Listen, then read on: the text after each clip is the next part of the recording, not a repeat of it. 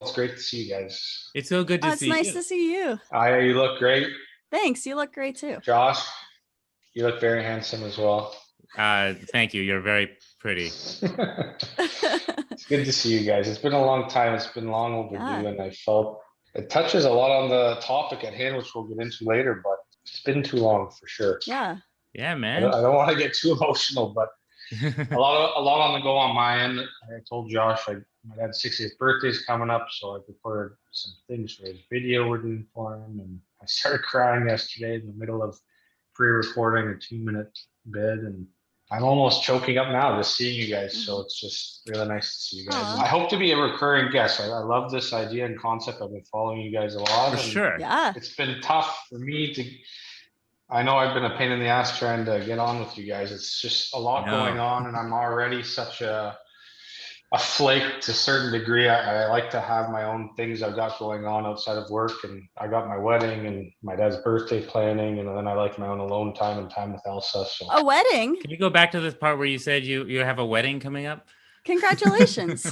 Yeah, you just slipped that in there very casually. I think we were just messaging on Facebook. I told Josh. So July 10th, Elsa Krakanides and I don't know if you remember her.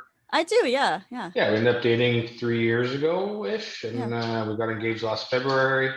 We didn't put it on Facebook or Instagram or that. We like to kind of, the important stuff, kind of keep it to ourselves, and people are still congratulating me on being engaged when they see a picture of a ring or something in a picture. Dude, congratulations. So July, and hopefully soon after that, we'll start having a family. We'll see. Wow. But, that's awesome. Can I interrupt you for 1 second? Go for it. Do you have, so it's okay right now, but do you have another, like a microphone or? It's not clear. We can hear you, but if you have like a nicer microphone, just in case. You're fine. It's just, I think it's echoing because you probably have like hard, like. I'm in a cement office. Yeah. That's exactly, yeah. Give me a sec. Let me go upstairs. I'm going to get disconnected, so bear with me. Okay. But I don't know what you're talking about. Ben's not a dick at all. He seems super nice. I didn't say anything. Josh has a really mean sense of humor sometimes. No, you can't hear us. Can you hear us? Forgot to turn it on. Oh, okay. All right. Way better. Your voice is like a million times clearer. So yeah, much better. It was worth it for the clarity. It's for worth sure. it. Thank you for doing all that. It'll be. No, it's fine. That's awesome. I got this for my PlayStation 5. Ooh, you got a PlayStation 5. Elsa spent too much money on me for Hanukkah on it. Oh, that's nice. I like the background because I do feel now like you're more the Ben that I remember. You were very like official professional Ben before. Now you've got like a hockey jersey behind you. I'm trying to give a little fake picture of what I've become.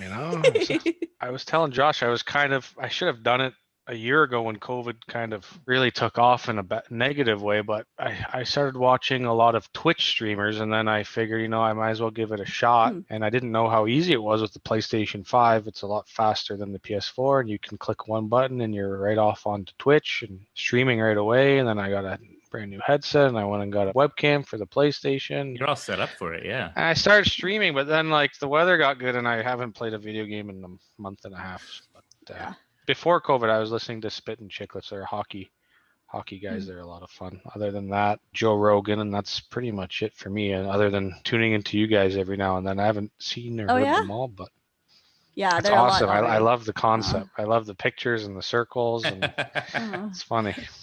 Well, we'll get into this when Aya welcomes everybody, but this is episode 25, so you're actually our final. This is the final episode before we do a little break. You're our season finale. Oh no. It just works out that way. Awesome. No pressure. We need to try and get, I don't know if you guys have done in the past, but we should, reunions physically with where everyone lives is tough, but maybe we can try and get everybody on here eventually. That'll be awesome. We've talked about how we could do that. Yeah. Well, let me know how I can help if I can reach out to anybody. Oh, thanks. Yeah. I think, we were planning to kind of go through the class, and then maybe we should get everyone kind of together soon. So let me get my PlayStation 5 out of the background. There we go. Yeah. God forbid we see the PlayStation 5. Everyone gets jealous. It's all good. Is that like a helmet? The Master Chief helmet. Some real nerdy stuff right there. Josh might know. Ben, you know what I just bought? I bought the Oculus Quest 2. Do you know what that is? It's the virtual headset, right? Yeah, the new virtual reality one. It's like a Facebook thing. Have you run off a ledge or your balcony yet? Not yet. Not yet. It's like I feel like a kid again. I'm playing virtual reality. Those are so awesome. Yeah. I got one for a Samsung like 3 years ago. Right, the phone one. And I got a controller for it and everything, and I was playing Minecraft, and virtual reality is nuts, but it can make you sick after a few minutes. It can give you motion sickness, some of them, if you you have to get used to it. But the Oculus is supposed to be next level. Is it great? What games have you been playing? It's great. Beat Saber. If you've played that one before. That's with like the drum or Guitar Hero, but it's with kind of like right? It's a rhythm game with lightsabers, and there's a Darth Vader game where you can use lightsabers as well. Nice. All kinds of fun stuff. Unleash some stress onto as Darth Vader, eh? It's actually pretty good exercise because you're actually moving around. Oh, for sure. It's kind of like Wii, like Nintendo exactly, Wii. But way better. Yeah.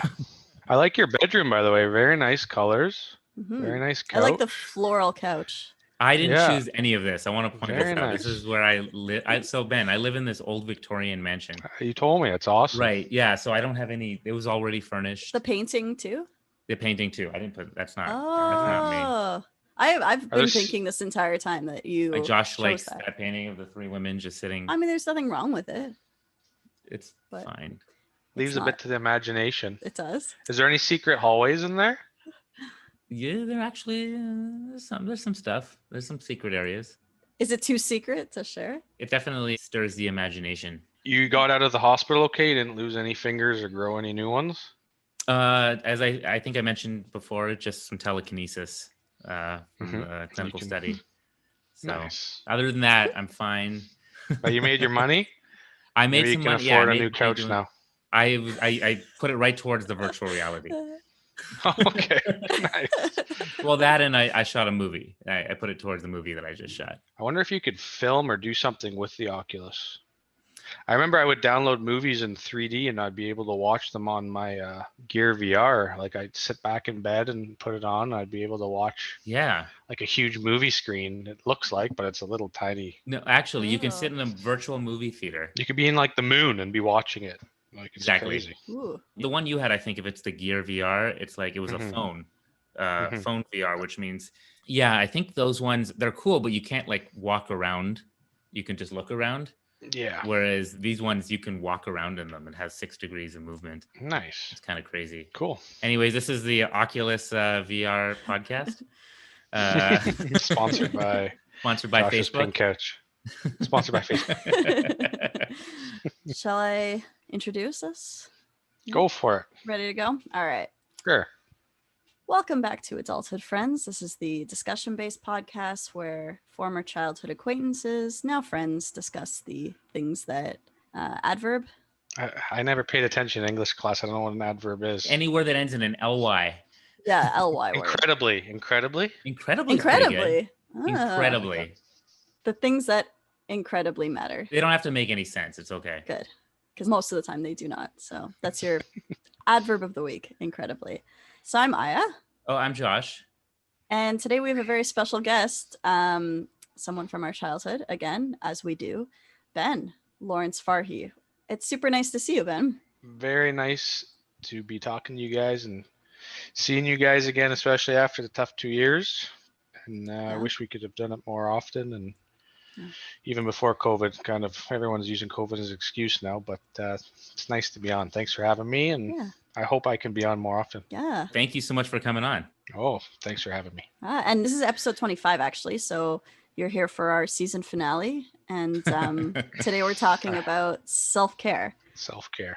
I hope I don't let you guys down. Well, don't let it intimidate you. It's fine. Don't worry about it. I just want to have some fun. And if you've listened to us, our main goal is to have fun. And that's generally what we do. So that's what it's all about. Exactly. So we're going to, in terms of self-care, we're looking at how do we take care of ourselves and how have our self-care practices changed as we've gotten older. So, we're talking about the pandemic, the kinds of challenges that we go through as adults. How does that change how we help ourselves or take care of ourselves? And that's about it. Shall we get into it? Let's get into it.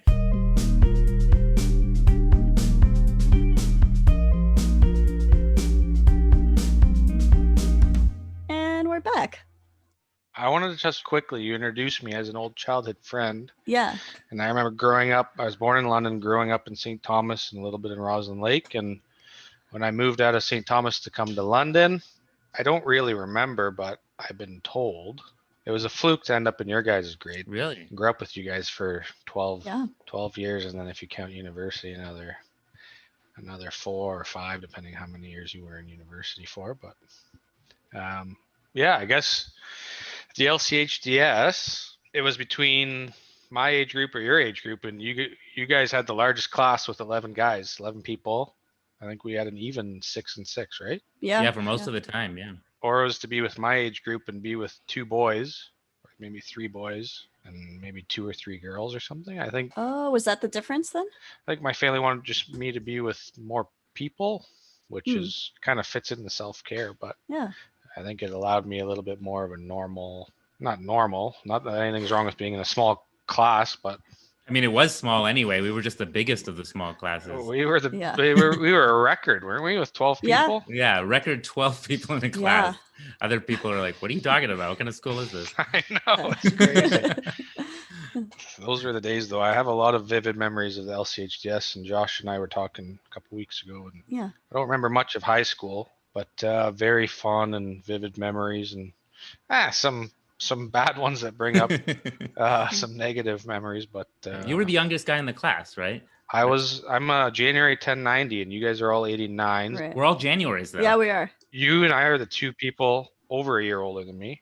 Right. Yeah, that's right. Yeah, you were right on the border between the 2 classes. So I never knew why you actually, you never know why someone would pick one over the other, but it's cool that it was, because we were such a huge class. So huge, which is still hilarious because there were like 10 of us. My dad jokes he wanted me to just get to the family business sooner. Oh.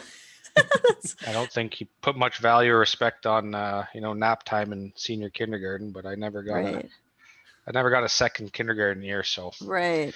But I wouldn't change it for the world. So. Do you ever feel like you really missed out? Yeah. That nap time. Yeah. I think later on, it kind of falls into self-care. I don't want to go too off topic, but later on down the road, I mean, in high school, I get onto the bus first day and I'm like 115 pounds. Like it caught up later on when I was a little bit underdeveloped teenager. I think I was 12 or 13 going into grade 9 with grade 13s. Like the last year of grade 13 in Ontario was the first year for our grade 9. So we had OAC, they call it. We had like 18-year-olds, 17, 18-year-olds that were like 260 pounds Giants. on my bus.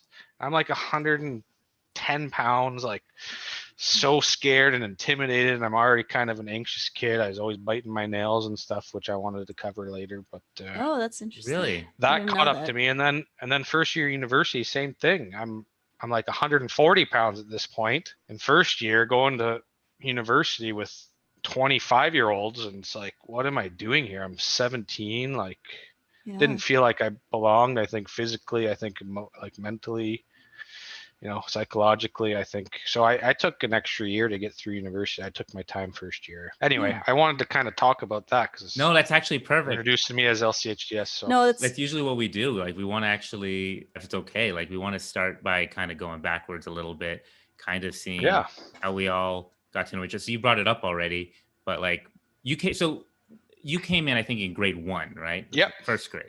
So I missed you guys in kindergarten. You guys kind of knew each other already, but you guys were all welcoming. It sounded like it was. Oh yeah, we were real tight from kindergarten. We were. Yeah, we didn't. We went way back. We had a few people come in grade 1, right? Yeah. There were a few different additions. I think was it Will? Yeah, Michael. Who else? Mike, maybe. Simone for sure. I remember she Michael, came like Simone. partway through grade 1. Yeah. My saving grace, and it was the same in high school. I didn't get to show up much in university, but my saving grace was either recess or gym class. I was pretty athletic.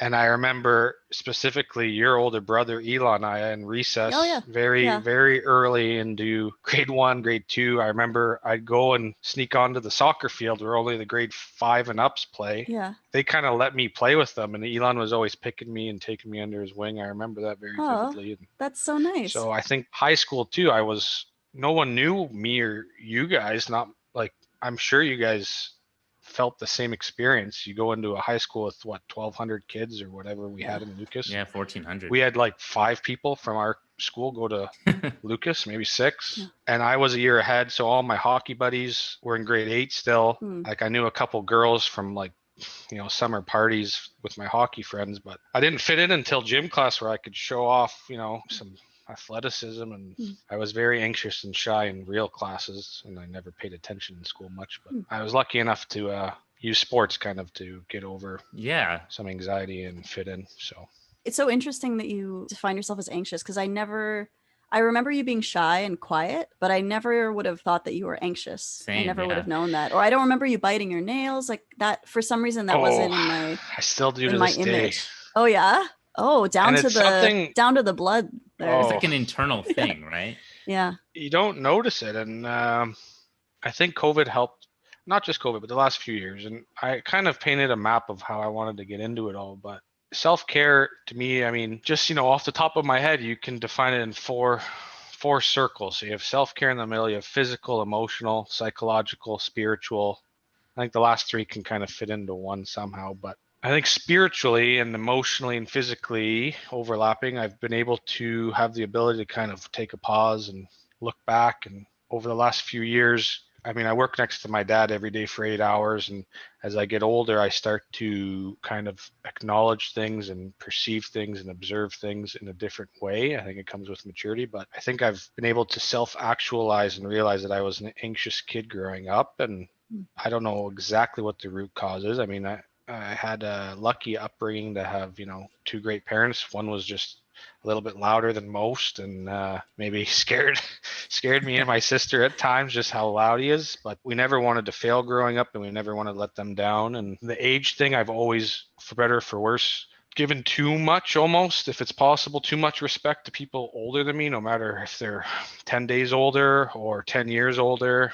I've always been intimidated by age and always thought they must know more than me. And that's interesting. We don't. So, please don't being around. Don't respect us, please. Yeah, we don't know anything. So I'm always biting my nails and stuff because I don't feel like I'm fitting in, maybe. And it was always in the back of my head, self-consciously. I think it was, Was being the youngest guy in the class, like, do you think that contributed to that? I think a little bit.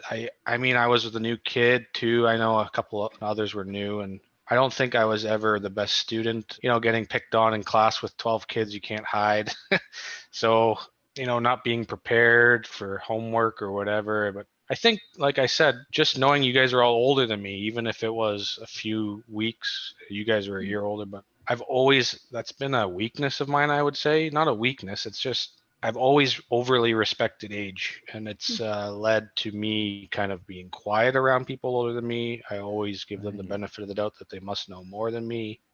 I think only in the last couple of years I've kind of slowly overcome that, but I don't know exactly why. But you're already kind of getting into this a little bit, but like what we found is kind of interesting to do kind of near the start here is to, take a step back into the past and kind of see how did we perceive each other when we were kids. Yeah, sure. Ourselves, but also how we perceived each other. I was wondering if you're interested in like kind of taking a look back like that and traveling back in time. Yeah. Now you don't have to go for it. We've asked this before, and then it's like, oh shit, like I wasn't ready for that. So no, I can go for it. I don't want to upset it, you guys, or say the wrong thing. I'm gonna try and be just. We should go over what has been said about Josh already, because you don't have to be nice at all. Everybody's been totally and about me. I mean, we're all no, we're nothing bad. But I do remember. I mean, go for it. You guys start. Tell me where I can go with that. Well, I just want to set you at ease. I do remember something that Dan said. I'm sorry, Josh. It's just going to be about you. I know. But I remember that he said that you were super annoying or something like that, right? Yeah. So he was like, Josh. Oh, he's like, start from anywhere. Josh is self-aware. It was pointed out that I was kind of a mean kid. Like I wasn't the nicest most of the time. So like, it's about being honest. You know what? It's bringing back some memories now. Right? I wasn't going to mention those things, but it's actually starting to bring back memories. Good. He's like, oh yeah, what am I doing here? Let me start with the oldest in the class would be Aya. Yeah. Your mom was like a pretty powerful lady at the school. Yeah. I think off the top of my head, you were super smart. You were always doing your homework. I think your mom never probably let you not do your That's homework. She correct. was always on top of you, I have to assume. Yeah. And you're always prepared every day. You're very smart. Simone's probably the only one I would say, and Will later on. You guys are top 3 of the class for sure. You were through hard work, always prepared. Simone was just like, she was just brilliant no matter what. Yeah, I remember she would always finish something in like 5 She's seconds, like a and I'd be like, scientist. "How?" Yeah, but I She mean, was like Amanda a is also, genius. yeah, but yeah, Amanda too, yeah, Amanda too. but she worked hard too. She was always Right. doing her work, I remember. Yeah, Simone probably is just like a genius. Yeah. But I remember now that you say it a little bit, I wouldn't say mean. I would just say you were always down to business. You were always focused, and I That's a good way of wouldn't putting like. it. People would say maybe a little cold at times, but you were just. You had your mom looking over your shoulder all the time, so you had to be on your A game scholastically every day. I'd say. Yeah, thanks. Well, that's a nice. I like that you gave me like an out. You used to do all these games in recess. I remember that. Oh Those yeah, games. yeah. Remember that origami? I remember the origami. But Josh, Oh, I know a lot of people thought you were annoying. I always looked up to you. You were always so kind to everyone. Maybe a little misunderstood. I think you were a lot more mature I think than a lot of people our age because you were more in touch with your emotions than anybody, and you weren't afraid to show it. You were always writing plays and poems and songs. I remember some. You were never scared. You're never scared to fail. I think a lot of kids were, and you weren't. And that's a problem with our society. Is kids. There's just a lot of bullying when it comes to. Some kids just think it's. I remember gay was a word that we used to use, and you were the first one to say gay's not. I don't take offense to that. Gay means happy. So, okay, oh, I'm I gay. remember that. Yeah, Yeah. So yeah. I think you were just misinterpreted. Wow. I remember in high school. Oh, so nice. I remember in high school you had a tough time a little bit too, and I tried to be around when I could, and it wasn't easy. I know for our group as well. It's like we touched on it earlier. There's only 5 or 6 of us going to a huge school like that, and it was easy to get lost in that school, especially in grade 9. But those are my memories, and I think I talk about it a little bit with Elsa because she's about to get her master's in counseling psychology, and That's awesome. we just talk about people we know or family or whatever, and it's very easy. My brother's 15. He's grade 10 in Lucas, so we talked to him, and he was talking to me about a friend of his in Matthews Hall who's kind of socially awkward. And I said, you need to always be there for him. You might not recognize it now, but later on in life, you're going to be happy that you stayed connected with him, and that he's going to be very appreciative that you were always there for him when no one else was. And he's probably going to end up being a CEO. Right now, he's kind of like not a popular kid and people make fun of him, but those are the kids that have a chip on their shoulder for years until they're everybody's bosses. It's nothing holding against the cool kids, but there's more important things than being too scared to fail and being yourself. Josh, that was one thing. You were always yourself. So very sweet of you, man. That's a wonderful way of putting it. That's the nicest. It's the nicest thing anyone said to me. Josh. You were very annoying too, actually. Oh man, I always looked up to you guys. I know you and I, Josh. Sometimes I would. I got into it a little bit with everybody at certain points. I had my own things going on in the background, family dynamics and stuff kind of showing on the face of things in school. I almost got suspended a couple times, I think, at the end for lashing out, when we're kind of going through our puberty and stuff and trying to find our way. But at the end of the day, I always looked up to you guys. So Ben. It's that age thing again. Just by default, I was looking up to you. Okay, it's nothing to do with your. It's nothing personal. Your leadership just... abilities. So. But Ben, it's interesting because, like, looking back, the age thing to me didn't factor in at all. Like when it came to people within our class, I never thought like, oh, this guy's younger than me, look down on him or something. I always thought, in fact, I would say that I actually looked up to you as well. I were actually just talking about this. We were like, yeah, Ben was like, you were like one of the coolest kids in the class. You were quieter, but you were also kind of like, forgive my like words, you were like the pretty boy of the class. Like you were the LCHDS. Yeah, I know. It's a weird. I was like 90 pounds. Okay. No, you were like the cool. You know what I mean? Like you were the hockey player, and I think early on you were one of the first to get like attention from girls.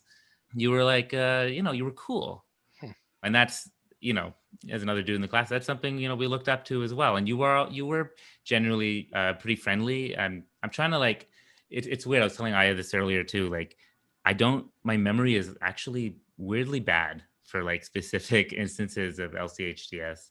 I just kind of like remember like feelings and auras of like people and stuff. And auras? Did you just use the word auras? I didn't use the word. No, I didn't. I didn't mean to. Did say you not that. like? Have you been in LA for too long? What the I've hell? been in LA too long. I hate people who use the word aura. Good. I've become one of them. What's your sign, Aya? Oh my God. Kidding. No, you were one of the coolest, Ben. And again, you were super athletic, like you said. Again, there were just like 6 guys like in the class, right? So we all got, I guess, pretty close. I remember going to Washington together. I had a great time there. But I do remember more, you kind of brought it up a little bit in high school when you mentioned I got picked on like kind of throughout elementary school, but also high school. But I do remember certain points where like you kind of like stood up for me when some stuff was going on. I remember that, and I appreciated that a lot. You're always kind of that person who is I think you had a strong sense of kind of like loyalty about you. So I don't want to. It's okay. I think Josh was tearing up earlier. This is very lovely. No one had to know that, Aya. I'm so sorry. Not visual. I'm sorry. Oh, you can always cut that, okay? But I think it's fine. so nice. I think like we all had kind of a big part of each other's childhoods, whether we realized it or not, seeing the same people every day and kind of building our identities around each other. And then, to meet up again as adults and just kind of see where we actually were at that entire time. It's moving. And it's nice that you guys were like, to see that like Ben was standing up for Josh and tearing up a little bit. And that, you guys looked up to each other. I don't know. It's all very lovely. It's just one of those things kind of funny. I don't know. It's like you look at some of those movies, the high school movies or whatever, there's always somebody looking up to somebody, or as a kid in the moment, you're not mature enough to, I tried to be eventually, but like you guys are surprised I was anxious. I was just always looking up to other people, and I was never thinking of who might be looking up to me. I especially didn't think anyone in our grade, thought like that. I always tried to lead the younger kids for sure, kind of opposite of what Josh said. He said he doesn't allow age, but later on in life, I think, especially through hockey, I think I learned a lot of skills through my hockey, being a captain at a young age, and all my teammates would kind of come to me on the ice, off the ice, try and ask me questions, and I'd always, or if they had concerns or whatever, and I'd try to be there for them. So I think later on in LCHDS, I took a lot of care of a lot of the younger kids, and I'd try and police recess and just make sure nobody was picking on anybody and stuff like that. But yeah. You had some real heart in you really early on. Real, not just, we're talking about self-care, but you cared a lot about other people. It comes from my mom. My mom's always been like that. She's always been. I remember that, by the way. I remember a caregiver for everyone in her family. She's always the first one to go and console people who have hard times and stuff. And my dad's kind of the polar opposite, not to hold it against him, but he's so ambitious and has built such an incredible business. But I try to balance myself a little bit. I'd say I'm a little bit balanced more towards my mom and how she brought me up in a big family and a lot of cousins and her family. And she's just always there for her aunts and uncles and always there to be the one that everyone calls if something's going on. She's kind of the one coordinating, the good and the bad, the reunions and the deaths in the family, and kind of consoling everybody. So yeah, I remember her. I don't mean to be too scattered, but no. It's one of the other things actually that I recall. I mean, it's still a thing, but I think more than many other people in the class, we had a sense of you, like, and your parents. Mm-hmm. We had a sense of, I remember, well, maybe I actually even has a better memory of it, but I mean, I remember your mom was always out. Well, not always, but anytime we had like a field trip or something where the parents were kind of invited to help, your mom was like always there. She was just, so I remember your mom well, whereas, I don't necessarily remember a lot of the other, and you always seemed more like your mom. So it's interesting that you say that too. I mean, I don't know, but you had like kind of that. Yeah. She was like a very nurturing, nice lady. Like she was always just super nice. So yeah. I don't know if that goes along with what you were saying. Very down to earth and salt of the earth. Yeah. like a lovely woman. Ben, we brought it up on the previous. It's funny because you haven't been on yet, but we've talked about you like a couple times at least. Uh-oh, Sorry, I haven't Ben. heard those parts. No, not in a bad way or anything. Like when we talked to Nothing Daniel, bad, you know, for example, we brought up the Gus Macker Oh, game. yeah. You remember With Daniel that? Botner. With Yeah. Daniel Botner, yeah. And I mean, I told the story at that time, but basically it was just this crazy thing where we all did not expect to do all that well. Yeah, And pretty good. we got third place. We ended Yeah. up winning this third place in the street ball tournament. I mean, it kind of ended up being like we like passed the ball to Daniel and he would score. Yeah, he's like he was the most technical basketball player ever. Yeah. He was awesome. But one of the memories that had come up was that, I don't know if you recall, we had this one game where the ref was giving our points to the other team. I don't know if you remember this. Maybe vaguely now that you say it. Yeah, it would have been way worse. Thankfully, we did end up winning that game, but they were giving it and it ended up being a tie. So, of course, we had to go into sudden death. But prior to that, your dad got so angry. Oh, I just so remember your many dad stories. went off at the ref. Mm-hmm. I just remember that. We were all like very frustrated because we were very aware that those were our points being given to the other team. But anyway, we won in sudden death. Thank God. Good. But yeah, I remember like, maybe it was just me, but we used to say that like, you know, Pierce's dad owned half of the city and Ben's dad owned the other half. And it was just like, we always were aware of you too, as like kind of, maybe it's not right to have done this, but I looked at you as like a powerful person because you came from, you know, a powerful family in that sense. I think even to this day, I still think of, when I think of Ben Farhi, you know, I think of like also a sense of like power, like someone who's kind of up there. Mm-hmm. And again, rightly or wrongly, again, that's just kind of the sense that we get. So it's interesting when you say things like, oh, you had anxiety. Oh, yeah. It like doesn't mesh with the view of you as this chill, cool dude. You know, the university years and post-university, I guess we can start talking. Like you mentioned, you kind of, through just my name alone, it's been hard to, you know, see who, you know, wants to be my friend for me and who wants to be my friend for my name and who even gives a shit and, you know, stuff like that. And I think I've been lucky enough. And one of my big regrets is not being able to have been in contact and stay connected with you guys. But my best friends to this day are from high school. I could have fit in. I don't want to brag or anything, but I talked about it with my brother the other day, actually. I don't know if I was preparing subconsciously for this, but I could have fit in with anyone eventually in high school. I sat at the cool kids tables, play poker. I'd sit with the jocks. I could sit with the girls. I knew everyone upstairs in the library hiding there by name. I knew the kids in the stairwell by name. I knew, you know, the kids in the smoking pit by name. I knew everybody, but I always stayed loyal, like you said, to first of all family, but second of all my best friends. A lot of them were hockey, but my hockey friends and we kind of would fall out eventually when we discovered girls. But I think later after high school, when I started going out, you know, I never partied. I never did anything in high school. I had a girlfriend. We didn't really party. I had get-togethers at my mom's house kind of, and she'd come down and, you know, drink with us or whatever. But it's a whole nother story. I think later on, going to the bars and kind of, I just don't know.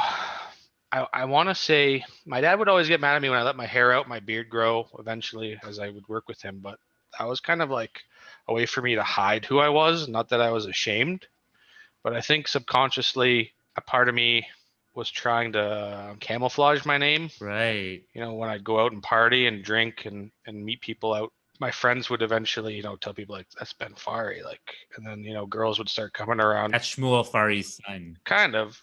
And, you know, girls would start coming to our table and guys would want to meet me and stuff. But I'd walk into bars and I would have long hair and a big beard and I was unruly and unkept. And I think subconsciously I just wanted to be myself. And people would finally eventually, you know, people would get to know me and I get to know them. And I think a lot of my best friends to this day would say, like, you wouldn't know that you're, you know, Farhi with how you carry yourself and you don't talk about yourself. And I think, again, I'd get it from my mom.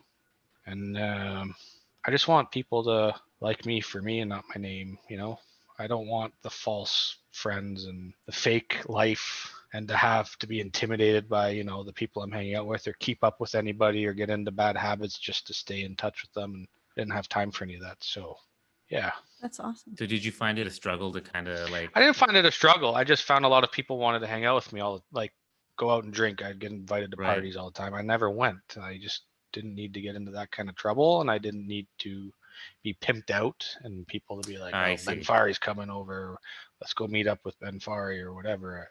I always would go out with my friends. We'd get shit faced. We'd have a great time. We'd end up back at my place. They take cabs home or whatever, or nightlife can get. I'm sure you've seen some movies. I never got into any hard drugs or anything, but we had some fun chasing chicas down Richmond Row at least. Richmond Row. Dude, I remember you had a really close friend group, especially in like a high school. You held on to. Yeah, right? I'm still in touch with. I ended up settling in with people I just felt the most comfortable with, and I had a lot in common as far as not, like I said, not trying to keep up. I played a lot of hockey. I was a good hockey player. The hockey kids were friends with the jocks. The soccer kids, the football kids. I knew them all by name. We were all great. I just would eventually feel like at the tables and lunch or whatever, it's like becomes a competition. And these guys are 50 pounds heavier than me. And, I'm intimidated by that. I'm intimidated by the fact that they're older. I'm intimidated by the fact that they're more popular. Every lunch, it's like, there'd be like arguments or, people are trying to keep up with one another. And it's like, I didn't want to feel that uncomfortable. So I ended up becoming very good friends with Eric MacArthur and Rob Agar and those guys. And right. And my friends eventually, like my best friends, my age, like, David Pundaki, Daniel Levine. Right. I had my hockey buddies, Neil Shipley, Dimitri Makrakos, a lot of Jack Chambers guys that I grew up playing hockey with and met their friends, at road hockey games on weekends or pool parties. I'd end up hanging out with them. And yeah, I found the best thing was just to be with people that I was comfortable with and not have to compete with or anything. And yeah, that's really awesome, man. Yeah, I don't know.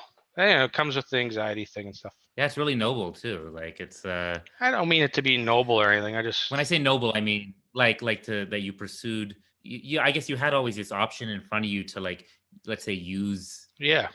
What you had. But you basically wanted to. You wanted to be genuine. You wanted to be real. To me, it just sounds like you figured out what was important to you very early on, and then acted on that really early on. Just genuine, caring about friends who are real friends. I mean, what teenager has the kind of self-awareness or just I don't think that's necessarily that common. I think maybe that's what the noble is. It's kind of commendable. Yeah, it's admirable to be like that and to not kind of fall into oh, these people like me, I don't care why, which could happen if people are impressed by your name. I mean, I agree. I think it's much better to have real friends, but some people wouldn't. They would just be like, well, this is an easy way to make friends, whatever kinds of friends they are. So, I mean, good for you. I think that's impressive. And it's smart because that's how you make friends that'll last through, the tough times. Yeah. Not that I haven't fallen out with some of them, and I've kept in touch with all sorts of kinds of people from high school. And, that's normal, though.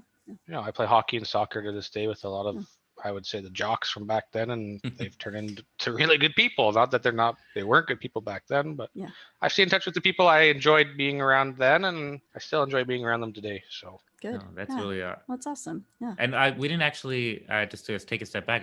We didn't get to hear what. Did I not? I feel like I sprinkled it in, but I didn't really Okay, so yeah, no, I remember I remember you being quiet. I remember you being kind of, again, I know maybe you didn't see yourself this way, but yeah, you were one of the cool guys. I think sometimes maybe quietness can be seen as coolness. I'm not sure. But yeah, I mean, you were super nice. You were nice, quiet guy. Nobody had any issues with you.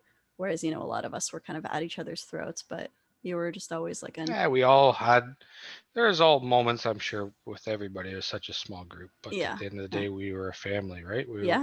I think we had really great teachers. I think your mom was a big reason for, us being so tight knit too. And all the teachers there, I mean, more Janet and Mrs. Delaney, Nava. What do you think of Mrs. Delaney? Yeah, what do you think of Mrs. Delaney? We've talked about Mrs. Delaney. We've talked about her a little bit. What are your thoughts? Now looking back, no pressure. Yeah. Knowing the things I knew, it's just funny. We still go and we hang out with the Pundakis, and when she was still alive and teaching, I remember we go for a Passover dinner or whatever at the Pundakis, and Annabelle would have Mrs. Delaney. My brother would, I think he was still in grade 1 or kindergarten at the time, and Mrs. Delaney was still around maybe. And It's like Mrs. Delaney, and everyone in the room's like, "Oh, Mrs. Delaney." Yeah. And it's like she was the nicest woman, the nicest lady when she was on. But I know now, we all know she had some health issues for a long time, and now kind of from my own health issues and how stressful it can be and all the ripple effects of it. I mean, I can understand now why she would snap on us the odd time, and I was scared shitless of her. We all but were. she was but then she'd give us 3-hour recess in the middle of June, and she'd come up. That's true. And she'd love us all, and it was awesome. But I remember one of my worst memories is there's a math question. We had to do math homework, and everyone got everything right. And I got held in for like 3 recesses because I still didn't get this one question right. And I go home and I'm like crying to my mom and my dad. I'm like, she wouldn't let me out for recess because I got this question wrong. And I'm sitting there all night trying to figure out this question. And I didn't change my answer at all. Maybe I got stuck out playing road hockey or whatever after school. I go into the school the next day, didn't change my answer, and she marked it right.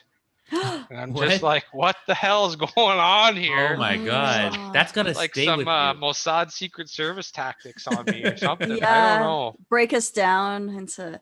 Maybe, she was I don't know. Really scary. I remember we were afraid to ask her like clarifying questions because she would just yell at like, what are you, stupid? Like it's this and this and this. I was like, oh my God. Just out of nowhere she'd snap, right? Yeah. And she could really brought about, I think, insecurity in a bunch of us because of the way she could be. For sure. And I don't know if I brought this story up before. I don't know if you remember this too, Ben, either. I think I probably had this the worst, but it happened to other people as well. Do you remember when we get ready for recess and it was snowing outside and we'd all have to she would like time us, like we had to get our clothes on. I remember. Our snow stuff on. And I, for some reason, was always the last one. I was always taking forever. I couldn't get my snow pants on. I had these like. I remember that too. Yeah, I had these like snow pants I couldn't get on, and she'd stand there and she's like, "You better get out of here!" And like 10, like 9, 8, and she'd like a drill sergeant. Yeah, and but the worst thing is I wouldn't get it done in time, and then she would kick me out anyway, and I would have like half a snow pant on. And I'd be outside, like my feet, like, without boots on, like trying to get my stuff on in the snow still. And it was terrifying every single time. I know. I remember she, like, on her good days, there was no one nicer, no one I would rather have been in charge of recess, our teacher. She introduced me to us all to Harry Potter. Yeah, that's true. Yeah. True. We all loved her reading Harry Potter. The way she would hold the book open is to this day the way I still hold my books open with her long fingers. Like she'd kind of like, I don't know if this is proper for them. I don't know. She put her middle finger in between the book and like hold the book open like this and read to us. Yeah. She stretched them for out. like 40 minutes before class. But I think I wouldn't have changed it. I mean, I know she was a big reason for a lot of my childhood anxieties. I think I'd like wake up and I'd go under my covers in my bed and I'd breathe hot air onto my forehead and I'd be like, I can't go into school, I'm sick. And I was like scared of her. But I think today with the way society's changed and gotten so soft, like kids today like need people like that in their lives. Otherwise they're not going to be prepared. I mean, too much soft love is not trauma, good. Though? Not the trauma. I agree a little bit, but she was to a little certain degree. traumatizing. To a certain degree. I mean, to a certain, she really. I mean, if I had a kid and they were thrown out without their shoes on, or I get that. made to cry about like a question that they actually got right, but she's just that. crazy, or like she called kids stupid. I know the things that it does to people. I understand. I know what you mean. Like I agree that discipline is important, but like at that age, it traumatizes us to the extent that we never get over it. But I don't know. I've sent some like horrible things about Mrs. Delaney, and you're right. She does have a lovely side as well. She did have a lovely side. Can I say though, Ben, I really appreciate like the way you went up, because you came right from a place of empathy. You immediately went to I wonder, I've dealt with anxiety and it's caused me to feel a certain way. I wonder if our teacher who treated us this certain way also was dealing with health issues. And there's no doubt about it. She had health that. issues and it came out later and we were too young to know, and she maybe even kept it a secret from a lot of people. Maybe people didn't know. Very possible. She was an old lady too, and at the end of the day, and I talk, like, I don't want to get too personal, but I talked to Elsa about some people's grandparents. I had my Saba, he was he was a mean guy until the last 10 years of his life, where he kind of unloaded his work and his business, and he got less stress, and he could have more time for his kids and his grandkids, and like a switch turned on him where he could focus on things that were more positive. And people at that age, we will never know until we're that age. I bet you it's going to be very easy to be miserable when we're 65, 70 years old, and we have knee problems, we have bowel problems, we have all these health issues, and we have to go in and look after kids or whatever. It's not easy. Not that I'm saying maybe she shouldn't have gone into that line of work, but I think she shouldn't have gone into that line of work. Yeah, maybe not. It's very easy to be miserable every day at an old age, I'm sure. So, and I know we found out later on that she had Crohn's disease and stuff, and I'm sure that triggered a lot of her miserableness. Right. Yeah. I appreciate your empathy, man. That's all I can say. Yeah. Like your empathy. We talk about this a lot here. Like I really think that empathy is everything. It says a lot about you as well, that you immediately that's where your mind goes to try to figure out what that reason could be. The idea that maybe we're all even Mrs. Delaney's a lot more like us and she's not. Yeah. I think it's something I wrote like I don't know how I can show it to you guys, but I wanted to touch on some of the things. Yeah. I mean, self-care. I mean, I've always had the ability to step back. Beyond the ability to step back and look at your own life is the ability to step back. And it comes from a movie standpoint, I think, Josh. You can understand as a director, I've always had the ability to kind of, I don't know if it's just a creative crazy, call me crazy or an absolute lunatic, but I've been able to be in a room and I'll pull myself out of my seat and look at every kid in the room or every person in the room and kind of try to understand them all in that exact moment and I don't know if it comes from hockey and my ability to, my dad always taught me chess and be able to see 10 moves ahead of everyone and to look at the whole board and instead of just one move at a time, one person at a time, or just yourself. And I mean, self-awareness is one thing, but the ability to be aware for everybody, I think is something I've always thought of. I think it's spiritual part of self-care and maybe psychological too. I wonder because it makes sense that you kind of saw everybody like that, especially because you sound like you have a lot of really vivid memories, even just the way that Mrs. Delaney held up the book or remembering like what was happening to Josh. And I wonder if like self-care maybe was particularly important or something that was lacking for you before because you're so used to being aware of everyone else that it's probably hard for you to be aware of what you need when you're like kind of centered on could be something. Maybe you might be onto something. I'm still learning about myself, and every day I learn more things about my own father, working next to him, and I'm understanding him more and more as the years go on. And I mean, at the end of the day, like I said earlier, there's physical self-care, emotional, psychological, and spiritual. I think the emotional, psychological, and spiritual can all be kind of in the same thing. It's all in the mind, but I think, and to touch back on Mrs. Delaney and her health issues and to kind of touch back on, my party life. And I told Josh this, I had such a wake up call when I was like 24, 25. I woke up one day and my whole eyebrow was just gone. And I'm like, what's going on? Oh. And then 2 days later, my mustache, like 2 parts of my mustache fell out. Oh. And then the next week, a part of my beard. And then the next week, parts of my arm hairs. And that was the height of my anxiety. Like, you guys call me a pretty boy and all this stuff, and I tried to always Josh said that. Yeah, Josh. I never saw myself like that, but I always tried to project it, especially in the office and at the bar and hanging out at social situations. I remember when I first discovered girls, I didn't think I was good looking. I thought I had too big of a nose. I thought my eyebrows were too bushy. So I remember my first dance was with these girls from a hockey tournament that I met in Glencoe, and I would practice for the mirror to lift my eyebrows because I thought I looked better. Yeah. But anyway, so I lose my eyebrow, and then my beard falls out. Not that it's a big issue, but the chest hair, and it was the facial stuff that really freaked me out, and I couldn't go to the office for like 2-3 days. I'm like, Dad, I can't come to the office. He's like, what's wrong with you? Like, come now, I need your help. I'm like, Dad, I'm not going to be able to be successful in the office environment without my eyebrow. And then I got to a point where I went to Shoppers. I got like a girly, brush, and I would paint on my eyebrow, and I would spend. This was at the height of me drinking. It was at the height of me partying. Not that I was doing drugs, but I was drinking. My priorities weren't so straight. I wasn't getting the right amount of sleep. I wasn't, drinking enough water every day. I was dehydrated from all the alcohol I was drinking 3-4 nights a week, chasing tail and going having fun with my friends and meeting, new people. And kind of, I never did it in high school or university. It was after. Right. I'd spend my paycheck in 2 weekends just drinking and having fun and trying to, I don't know if I had it all pent up in my system, but it was taking its toll. I was eating Tim Hortons every day. I was eating Stobie's pizza every day. Not that I want to say there's anything wrong with those places, but every but day. Stobie's mixing pizza, I remember. mixing it in with the alcohol, the lack of water. No, my diet was just trash. Anyway, I went to a doctor.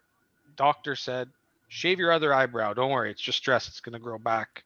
Another doctor said, just shave your beard, shave your eyebrow, maybe take some medication, maybe it'll come back. Go take some pills. I said, no, I'm not going to do that. I was spending so many hours going through it in my mind and on the internet. They say don't look things up because the internet's going to tell you you're dying. Every single time. Sometimes it helps a lot, though. I like looking stuff up, yeah. Eventually, I found a book. I forget what it's called, but I found it on Amazon and I read it, and it said, these are the things that it might be. I think it's the 7 or the 11 things that's going to help your hair grow back. This is for people that are balding. It wasn't for alopecia, which is what eventually I would diagnose myself with. But, it said, fix your sleep, fix your diet, get rid of alcohol, get rid of gluten, get rid of dairy, get rid of the fillings in your teeth that might have lead in them. I went and did that. Get more exercise, get more fresh air, control your breathing. It helps with all the stress and stuff. It's all common sense things. And eventually I went to a naturopath. The one thing I regret doing was cutting it all out and changing everything at once. I wish I kind of would do a step-by-step to see exactly what it was that was triggering the hair loss. I think it was just the diet and the drinking mixed with the stress at work. And, my father kind of stresses me out from time to time. But the naturopath said, yeah, change your diet, get rid of gluten, don't eat fast food, eat more like salads and fish. And I just started doing all that. And lo and behold, the hair stopped disappearing. And it took about 3-4 years for it to all grow back. But it all grew back. And I'm trying, I'm eating fast food again. I'm drinking for the odd time. I've noticed, some things that I eat, it upsets my bowels. And when that happens, I can notice kind of a spot kind of show up on my body. And I've noticed more people have alopecia than they even realize. I've probably talked to 100 people in the last 5-6 years. I'm like, I don't want to be an ass, but I notice you have a spot missing from your beard, or I notice you have a spot missing from your arm or your head. You should try cutting out alcohol, drink more water, eat more leafy greens, get more exercise, try and control your sleep. Like, I've tried to be helpful. And I told Josh I'm on Reddit, and there's a huge group of people on Reddit like freaking out. And it's all over the internet. And I see all these people and I feel so bad for them. And people are like, I'd rather lose all my hair than stop drinking. I'm like, okay, well, so be it. Well, enjoy it. Enjoy losing all your hair. This is what happened. This is what I did, and it helped me. Yeah. And I have still to this day, I have one of the most popular posts on the alopecia areata subreddit, and people are still messaging me to this day. And I'm like, this is the book. Give it a read. Maybe try some of these things. Like, I'm not trying to be aggressive, but it's common sense. You're helping. Yeah, that's nice. I was beating myself up like internally.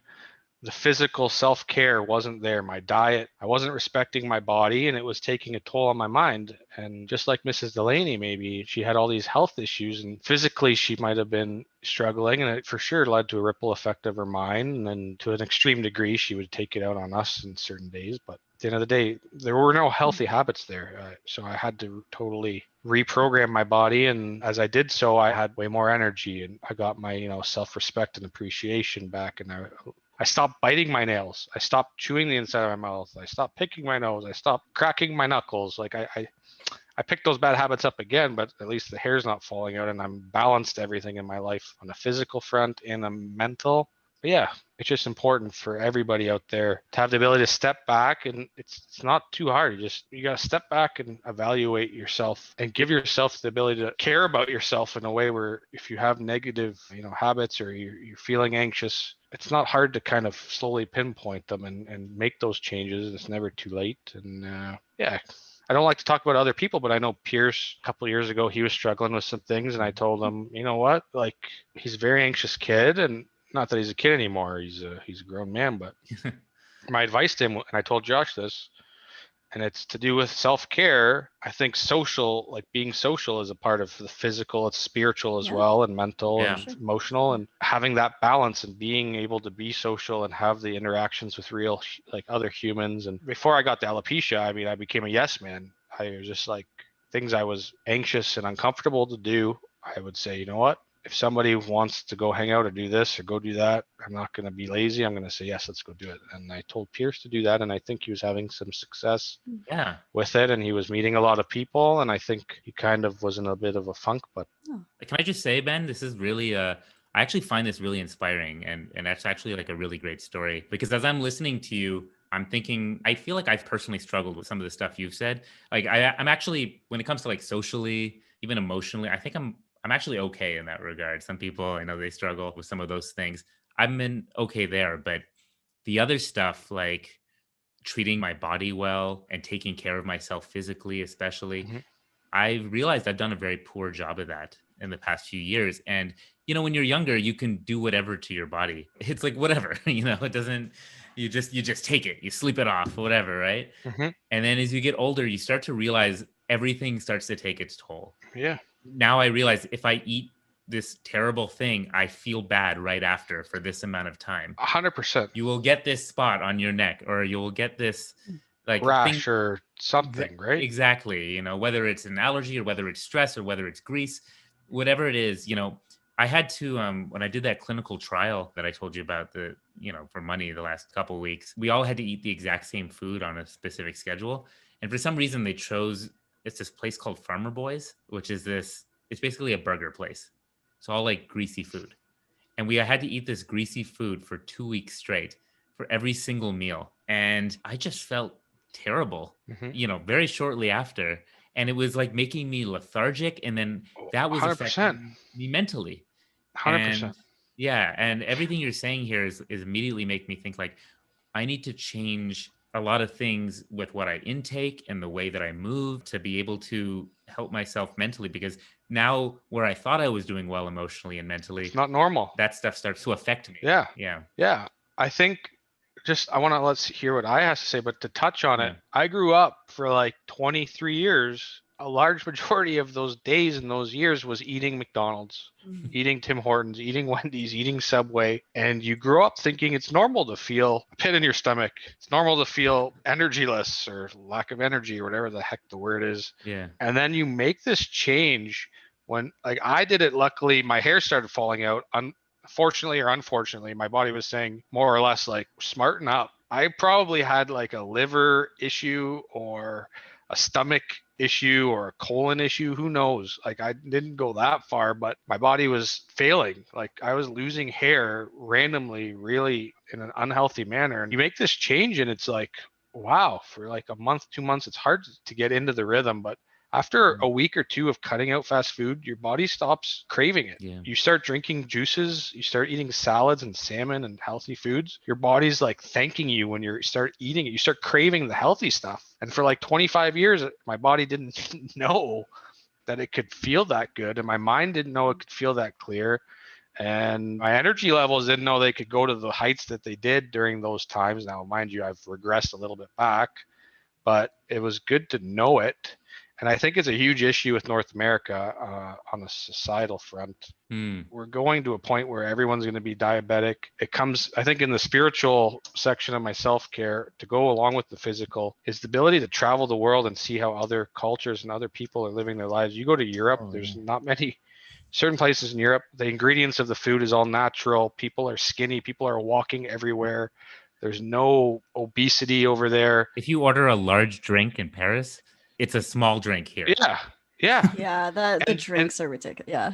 And they're all enjoying their lives and living their lives. You go to Israel, everyone's like, it's just a different mentality. Here in North America, it's like a rat race. And if you don't have the ability to kind of step out a little bit and evaluate where you are in that rat race and to kind of acknowledge the fact that you can, the world's not going to end if you take a 2-week vacation or whatever. Like, some people don't have the ability to do it, but it's very important to find those balances in life, to be able to see how other cultures live and to get out of, you know, the basement that is, you know, our kind of sheltered lives here in North America, where we're kind of almost brainwashed with, you know, the reality TV, the sports, to kind of take our minds off of how just depressing working 9 hours a day, 5 days a week. Like, that's just not normal. I've learned that, and I've come to the realization, and just, you got to find the right balances in life. Like, work hard in your 30s so you can be set up for success in your 40s, and then, I mean, the goal is to retire in the 50s and enjoy the last 30 years of your life. Not everyone can do it, but it's very easy to set your self-care up for failure here in North America with what we're surrounded by.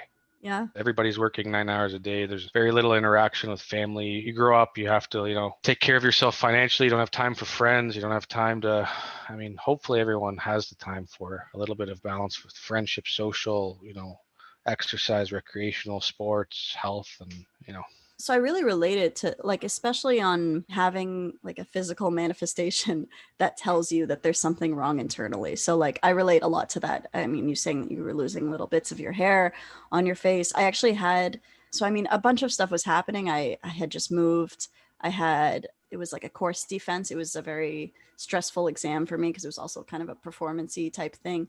All these stressful things happening at once. And at the same time, partly because I was going through those stressful things, I was also, out with friends until maybe like 3 or 4 a.m. Like, these were my grad school friends, and not sleeping well and not eating well, because at 4 a.m., what do you eat? You eat the stuff that's open, which is fast food, pizza, like all of that stuff, which I love eating. And I have a soft spot in my heart for fast food because it's so delicious.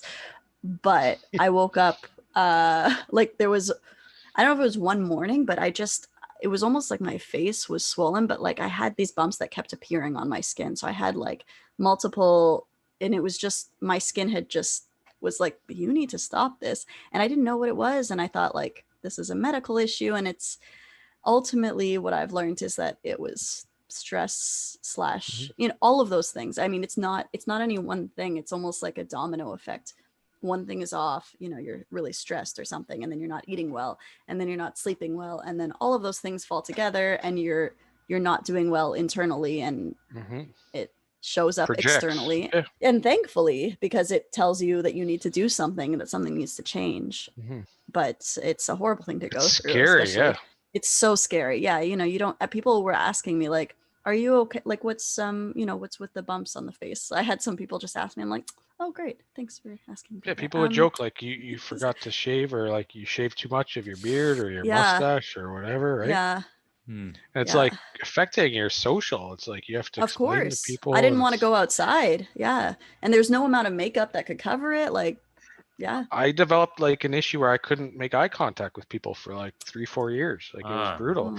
And I don't think they even noticed, because I would paint it on. I went to a dermatologist. The stuff on my face, a couple shots of steroid injections, a week later, be growing back. But that when before I'd get that stuff done, it's like, I can't look at myself in the mirror. No one can look at me. Yeah. Like, how are people going to look at me? Like, they're going to take 2 looks, double take. And it's like, it's crazy. I remember that very well. Like, I wanted to hide behind at least I still had glasses at the time, so I could hide like some of the bumps, but I didn't want to be outside. I didn't want people looking at me. I thought that's the only thing they're thinking about. And then they'd ask me about it. I'd be like, so it's definitely the only thing you're thinking about, because you're asking me about it too. So yeah, it really affects you, especially when it's physical. But I mean, something that I learned when I was researching it all, and you might know it, or your brothers maybe, or maybe Simone, because you guys are all scientific geniuses, but I'm not. I didn't learn it in biology. I must have not been paying attention, but I read and I learned that every 9 years, like, your cells regenerate themselves and kind of out with the old and with the new. And I don't know if it's like a philosophical thought, but I mean, those 9 years, from grade 7 to university, eating fast food every day, my organs are probably like on their last legs, and my stomach and the lining, and everything was probably just on its last legs. And then the alcohol at the end of that 9-year cycle, and the stress with work and the lack of sleep triggered. But I'm hopeful now that, like, those 9 years are kind of gone, and 9 new years of giving my body a new chance, a new shot. It's something about 9-year cycle of cells. Maybe it's different year, but luckily, the body's kind of miraculous, and it keeps giving us new chances. So I wonder if you were just saying, like, maybe it's a philosophical thought. You might find this interesting, but there's something called the ship of Theseus. It's Theseus, right? And it's like the idea that if you replace every bit of a ship, is it still the same ship? And like, if you've replaced all your cells, which we eventually maybe, I don't know. Again, I don't want to say anything because I also do not know. I took humanities. I'm not a science person, but maybe Josh can enlighten us. But maybe you're a different person after the 9 years in a way, right? You can look at it that way. That's interesting. You're renewed, right? Yeah, it's the positive side. That type of philosophy I like, Aya. Oh, well, thanks. Yeah. In all aspects of the self-care, like you're physically, emotionally, psychologically, and spiritually matured into a different part of your life, right? Yeah. It's just weird on a physical sense of it. It's kind of all sections of that evolves into a brand new, not brand new, it's an innovative version of you, right? Yeah. For better or for worse. Some people end up on the negative side of it. I like to think I learned my lesson, and I've definitely found balance, with my diet. And what you're saying about balance there is exactly it. And I think we make these mistakes, or I say we, but it could be just me.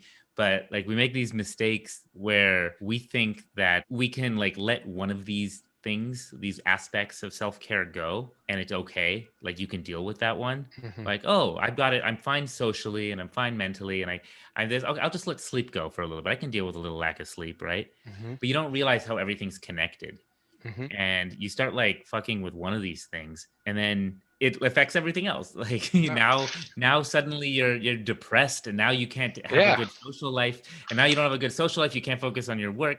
I wrote this down, and I looked at it after writing it all down in 5 minutes. I looked at it and I started drawing lines from this side to that side to that side to this side. You're absolutely right. It's all interconnected to certain degrees. And I think it's also helped that from my point of view, my parents are so polar opposite.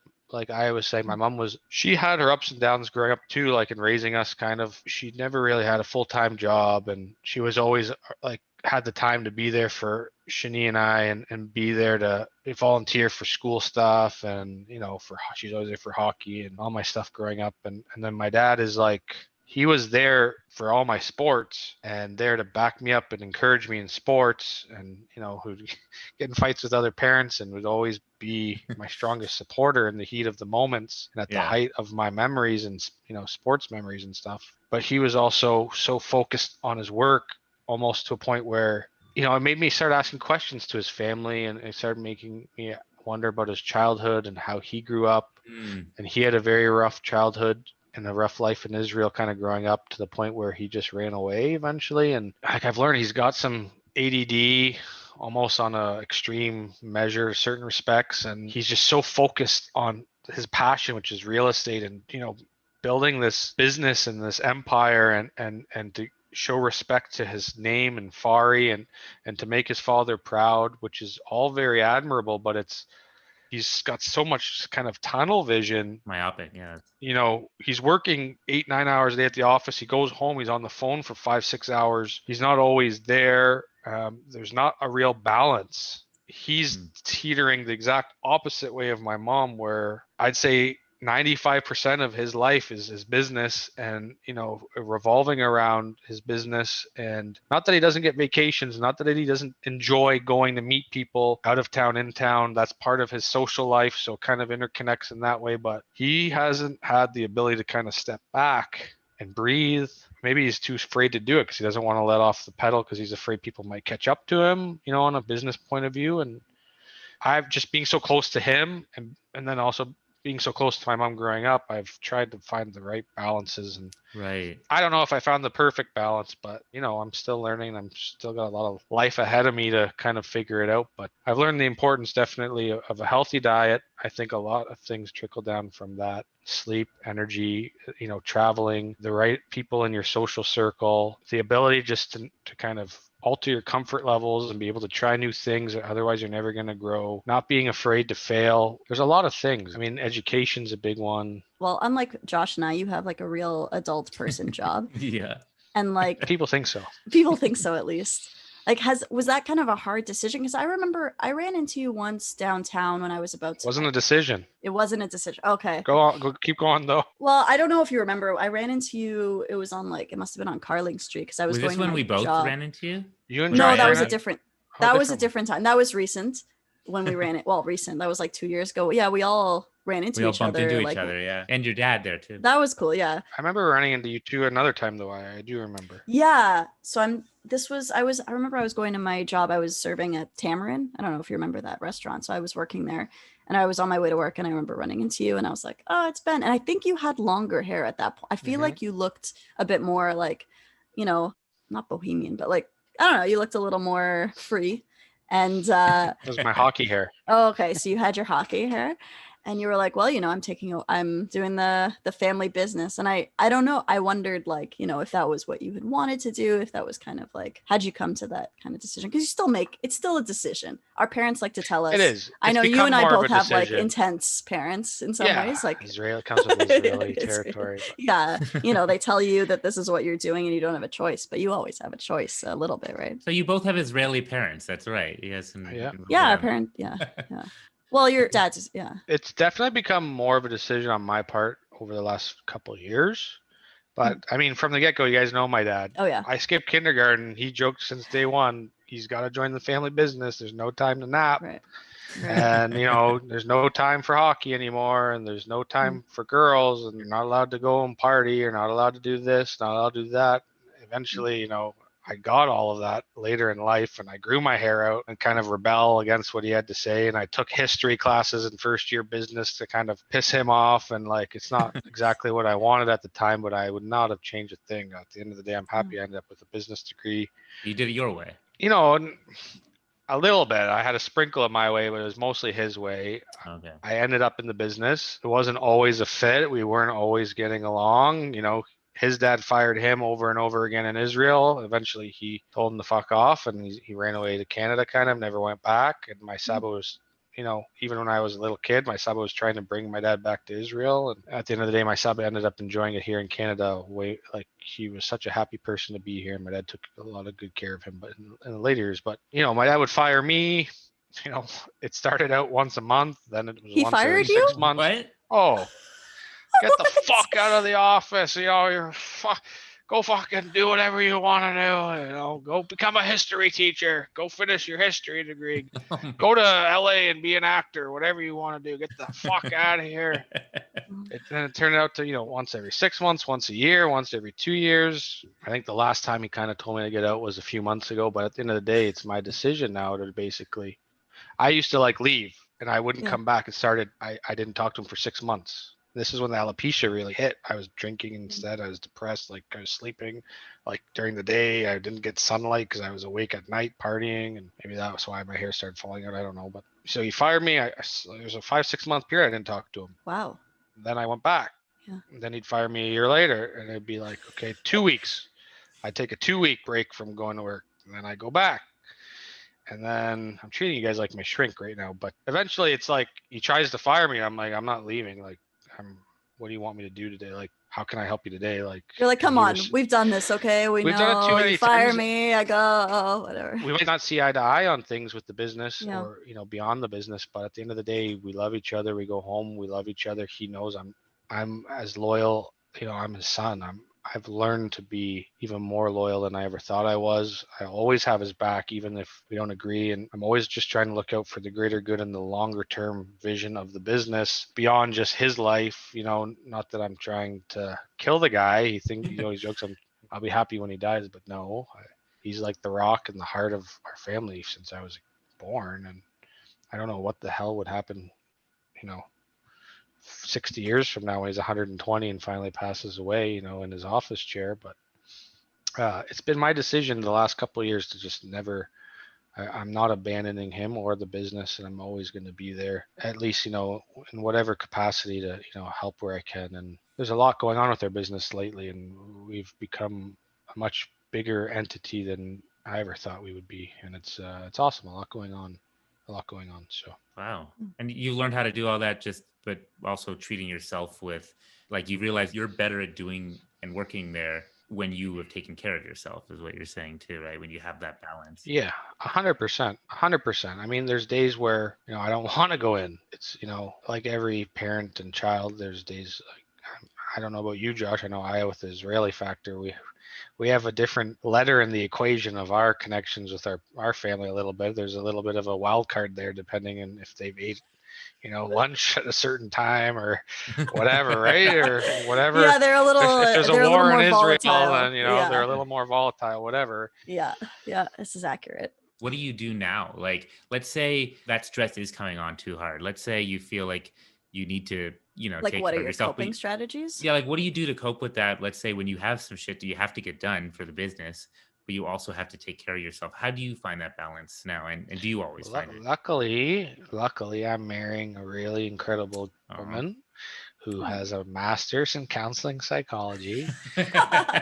And she knows very well, what I deal with, and, on a psychological level and emotional, she always helping me out. She's very spiritual too. So she's always saging me, little crosses with the Greek Orthodox, and she helps me out a lot. But again, to go back to the Israeli thing, my dad is a very strong personality, and I've balanced myself out between him and my mom. I mean, around him, I'm more like my mom. Around my friends and, other people, I try to be a little bit more like my dad, with a hint of my mom. Around Elsa, I try to be more like, to my mom. It's a fine balance. It's weird right, how I contextual a little. Yeah. I'm like a chameleon a little bit, but around my dad and in the office setting, I kind of am the laid back Farhi. I've heard people say, like, and to circle back, I go out to the bars and I would have long hair and a long beard, so people wouldn't think I'm oh, that's the successful businessman, Shmuel Farhi and Ben Farhi. And now it's like people come to the office and they're like, or I meet people at the golf course or whatever, they're like, holy shit, like, you're Shmuel Farhi's son? Like, no way, like, you're too nice, like, you're too laid back, you're too calm. And I've learned over the years to be calm and to not take everything my dad says too seriously, and not to take it to heart. And it does from time to time really hurt some things when we get into heated arguments. But at the end of the day, like I said, we go back to work. We love each other, the business and the family. At the end of the day, I'm the oldest kid. I'm looking to take care of the longevity and sustainability of the business. And I'll tell my dad what I think when he needs to hear things that I know he's not going to like, just to try. I know he goes home and he thinks about it, and 3 days later, he'll agree with me. Or he won't tell me he agrees with me, but he'll start saying things that I was saying a week ago that he told me I'm an idiot. He'll, it's kind of the Israeli mentality. And I think with the maturity, and we've just figured out a way to kind of push things not under the carpet anymore. Like, things build up, and that's how the long periods of ignoring one another kind of comes. I try to be the bigger person, and I try to talk it out with him, and it leads a lot of arguments because it's, again, the Israeli way. But at the end of the day, I'm not going anywhere, and I try to be the calm one and the more laid back, and there's not enough room for two. So his strength is his personality and the way he gets things done in his own way. And he's a financial genius, and his work ethic and his passion for what he does is incredible. And I'm not trying to change him anymore. Like, I was trying to change him too much. And I've learned that I'm never going to change him, and I don't ever want to change him because the business needs him to be him. And I'm still finding my way of, how I can help the business. And it sounds like you're not just finding balance in yourself, but you're finding a balance between yourself and your father, for example. Like, you are a balance to him. I try to be. Because you have different strengths, like you say. And when you're doing something like this, like, you have to, instead of trying to make somebody like you see how you can, when you work together, you account for each other's weaknesses and strengths. That's what I've tried. I've tried to complement him instead of be him. And sometimes, like I said, he's ADD and he's very stubborn, and sometimes he holds it against me, but I know he appreciates what I bring. I'm not going to try and be like him, because if I try to be like him with him in the same office, we're just going to blow up. There's just one of him every day. There's no point, right? Maybe 20 years from now, when he's happily retired, I can step into that kind of persona. Not that I envision myself doing it. I have stepped into that shoe when he's on vacation from time to time, and I don't enjoy being it, and I don't think he enjoys being it. You can see his life and his self-care isn't all there. He's right. Like, I don't want to put him down, but he could be a lot healthier. He could be a lot happier on a day-to-day, hour-to-hour. He allows himself to become too stressed out. He just doesn't have the right balance from my point of view. For him, like I wouldn't change him, but I think he could have a little bit more of a balance to life. And he just had a new baby. I have a new baby brother, and the last time my 15-year-old brother was born, you could see him for a year or two. He found the balance. He found the time to be with. He's finding the time now to be with my newborn baby brother Ocean, and every morning he's taking a couple hours to spend time with him and come to work a little bit more relaxed. And he always finds ways to get into the mood he wants to be in. But yeah. Do you find that you learn some of the best ways to take care of yourself by looking at your parents sometimes and thinking like how they may not have done that as well as they could have? 100%. Like doing the opposite? Not to do the opposite, but yeah, I guess in a way, like there's things I admire, like 100%, no doubt in my mind. Like I wished I was like this, or I'm going to try and do this with my kids or replicate this virtue or whatever. But there's other times where I'm like, I'm never going to speak to my kid like that, or, you know, I'm going to make more time for sure. It's like the dark side of the moon or whatever. There's definitely things they do and don't do that I try and put it all into an equation and put it in a basket and remember those things for later on in life. But who knows? Yeah. People always say you should learn from your mistakes, and I think that's important. But I think it's also important to learn from other people's mistakes. 100%. You know, especially the people around you. And we all make mistakes, you know, and that's not a knock against those people we love who do. You know, I look at my parents and I'm like, hey, they have some things that they didn't take care of themselves very well, you know, and I look at that and I think, similar to you, my parents were like very different from each other, almost like these two boundaries, these two like sides. And I could see one is like one extreme to this side and another extreme to the other side. And you kind of find your balance between that a little bit, right? I really related to you when you said that. 100%. I think most people would probably, if they had the time to self-reflect, they'd summarize something like that. But can I just bathroom break? Yeah. Like I'm having a lot of fun. I don't know how long you guys have, but I wouldn't mind one too. Yeah. Well, why don't we take the opportunity right now then to end part 1 of our episode on self-care, and hopefully everyone can join us for part 2 when we come back. Yeah, and I would do all the follow us, subscribe stuff, but I really gotta pee. I have to pee.